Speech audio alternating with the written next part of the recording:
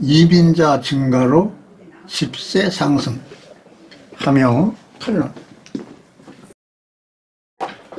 2007년 당시 노동당 수상이었던 케빈 로드 수상은 호주를 큰 나라로 만들자라는 목표를 가지고 2030년에는 3천만 명의 국민이 사는 나라로 만들자는 것이었다. 그런데 코로나19 기간 2년간 이민자 유입도 저조하고 해외 유학생을 비롯해서 많은 이민자들이 본국으로 돌아갔기 때문에 호주의 생산인구가 크게 감소되어 아직도 인구 부족으로 곳곳에서 사람을 구한다는 광고가 난무한 실정이다. 호주의 인구가 계획대로라면 현재 2630만 명이 되어야 할 터인데 60만 명이 부족하다. 인구 증가에 큰 차질을 보였다. 이런 상태로 가면 2030년 3천만 인구 계획에 120만 명이 줄어들게 된다는 것이다. 그래서 현재 평균 호주 나이가 38.44에서 40.1세가 되고 가입력도 1.66명에서 1.62명으로 된다. 현재 17%가 65세 이상 노령인구가 정상적인 이민자 유입이 없으면 2031년이면 31%가 된다.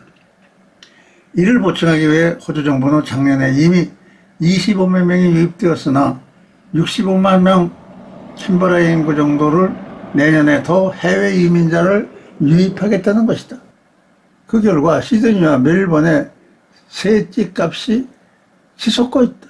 시드니 집세는 600만 불 하던 것이 750만 불, 800만 불로 오르고 아파트값도 일주일에 500불 하던 것이 근래 650불로 구하기도 힘들어졌다. 그래도 정부는 태연하다. 영국 런던 시민이 900만 명인데 넓이는 1572 평방킬로미터로서 인구 밀도는 5700명이다. 그래도 영국은 계속 이민자를 받고 있다. 시드니의 인구 많은 중앙지역의 인구 밀도는 2194명이다. 멜번 역시 1593명이다. 그러나 별 문제 없다는 것이다. 호주의 전체 이민자 중에 정식 기술자와 그의 가족수는 30% 미만이다. 70%는 유학생, 워킹 홀리데이 워커, 백커 등이다.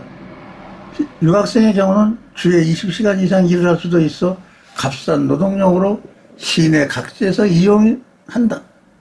뿐만 아니라 중국 동부 지역과 홍콩 지역에 온 유학생들은 부원 학생들로서 연간 10만 불을 시드니 멜번 지역 지역세의 거주비, 생활비를 넉넉히 사용하고 있어 지역 경제에 공헌을 하고 있으며 그들의 부모들도 자녀들 공부하는 것을 보기 위해 호주를 자주 방문하여 돈 잘 쓰는 중국인 관광자 수는 급증시키고 있는 호주 경제의 효자들이다.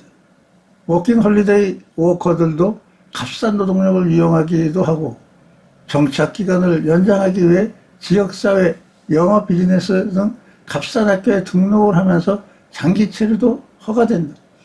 아시아 지역에서 온 워킹 홀리데이 워커는 주로 도시에 거주하지만 유럽이나 미주 등 부자 나라에서 온 배낭여행자들은 호주 체험을 위해 도시보다 농촌을 다니며 과일도 따고 농촌 일선을 돌아주는 호주에서 절대 필요한 노동력들이다.